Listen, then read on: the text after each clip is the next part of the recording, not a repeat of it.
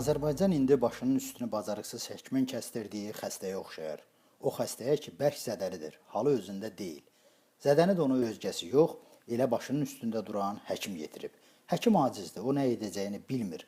Xəstənin böyür başındakılar isə vəziyyətin necə ağır olması barədə dayanmadan rəylər verirlər, təhlillər edirlər. Aydındır ki, nə qədər həkim hərəkətə keçməyib, o qıraq başdan verilən təhlillərin, vəziyyəti təsvir edən açıqlamaların xəstə üçün zərrə qədər də xeyri yoxdur. Bu cür situasiya nə tələb edir? Düz zənn elədiniz. Pasiyentə xəsər yetirmiş həkim dərhal oradan uzaqlaşdırılmalı, məsuliyyətə cəlb edilməli, işi bilən bir başqası isə xəstə ilə məşğul olmalıdır. Azərbaycanda isə hələ ölkəni xəstəhal edən həkimlə işi olan yoxdur. Fərasətsiz və xətakar həkim arxa plana keçib. Hamı bir üzdan xəstənin vəziyyətinin ağır olduğunu deyib izah verir. Amma unudulur ki, bu təhlillərin heç birinin nə ölən manata, nə onunla bircə ölüm yatağına düşən iqtisadiyyatımıza zərrə qədər xeyri yoxdur.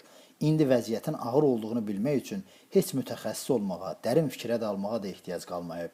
Allahın yumurtasının qiyməti ölkədə nə var, nə yox, hamısını ətraflı insanlara başa salır. Odur ki, indi adam iqtisadçı təhlilçilərin əziyyətinə bir qədər heyfslənir də.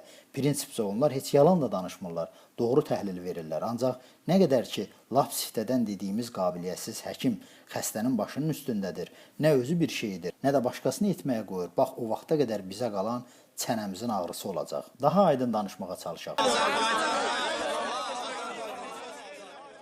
Bugün ölkədə iqtisadi böhran yox, siyasi böhran var.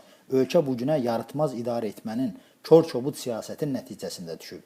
İndi hökumət bütün günahları neftin qiymətinin üstünə atsa da bu yalandır. Neft bədbəxt 15 ildir bizim ölkəyə külli miqdarda vəsait gətirib. Sual yaranır, hanı o pullar? Kim dağıdıb o pulları? Cavab isə sadədir. İlham Əliyev və onun gözdoymaz məmurları.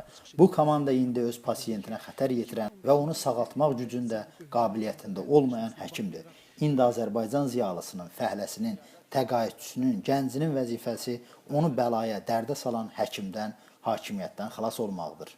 Bu baxımdan Azərbaycanın əyalətlərində keçirilən etiraz aksiyaları təqdir olunsa da, onların mahiyyəti mütləq dəyişməlidir. Aksiyanın tələbləri yenilənməli, ölkədəki real vəziyyətə uyğun olmalıdır. Böyük, respublika əhəmiyyətli problemlərdən ötəri hansısa icra başçısının boğazından yapışmaq həm özümüzü aldatmaqdır, həm də zülmün ömrünü uzatmaq. İcra başçısı kimdir axı bank kreditlərinin həlli yolunu tapsın, işsizliyə görə müavinət paylasın, manatı yerdən qaldırsın. Ayrı-ayrı rayonlar deyil, bütün ölkə zibilə düşüb. Hansısa icra başçısını günahkar çıxarmaq, onu dəyişməklə vəziyyətdə heç nə dəyişməyəcək. Ölkədə siyasi dəyişiklik baş verməlidir, özü də bütün ölkə boyunca. Hoş geldiniz. Hoş gördük. Hoş Varlar yok. geldiniz bu Necəsiz? diyara. Heydaroğlu ilhamımız. Ben kurbanım o boyuna Heydaroğlu ilhamımız. Sağ ol, sağ ol. Bugün həm cənab prezident sağ olsun, o yaxşı adamdır, taxt-tacı əbədi olsun, həm də biz acından qırılırıq, krediti verə bilmirik, polis məhkəmə də bir yandan bizi minir demək, ən yaxşı halda savadsızlıq, pis halda isə riyakarlıqdır. Bizi və ölkəni indi gördüyümüz acınacaqlı duruma salan İlham Əliyev və onun qəsbkar hakimiyyətidir.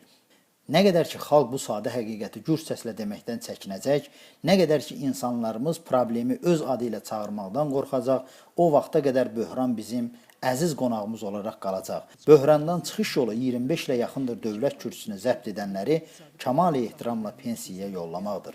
Bunun üçün isə hədəfi düzgün göstərilməyən şüarlarla keçirilən adda-budda aksiyalar kifayət deyil.